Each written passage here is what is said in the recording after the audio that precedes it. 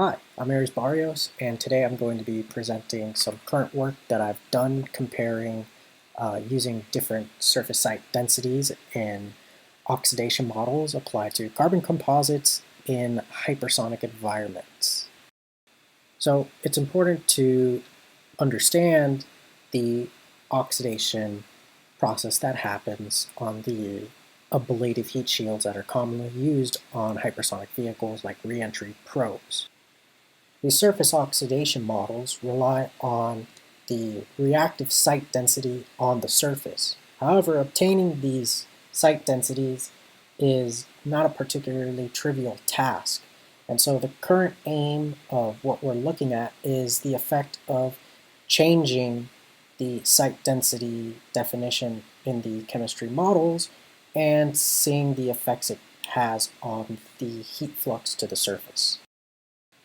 So in our current work, we've simulated a 8-degree half-angle nose cone in a 40-kilometer environment with a free stream velocity of 7 kilometers per second, and we've applied a radiative equilibrium boundary condition on the surface of the nose cone. Using the results from that base solution, we start to apply the Muri surface oxidation model, and we apply with 3 different surface site densities, 10 to the negative 3, 10 to the negative 5, and 10 to the negative 7 sites per meter squared. So from the preliminary results, we don't see much of a difference between 10 to the negative 7 or 10 to the negative 5 sites per meter squared, but we do start to see a difference once we get to 10 to the negative 3 sites per meter squared.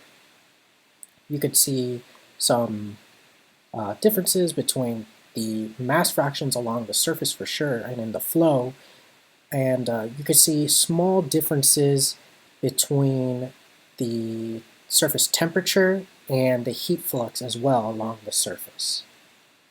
We'd like to utilize the surface oxidation model in order to model the actual surface recession experienced during ablation cases and observe the differences that defining a different site densities makes on the entire process. I'd like to take a moment to thank the Air Force for their continued support in our research endeavors. And that about wraps up what I have to present today. Thank you for listening, and I'll stick around for any questions.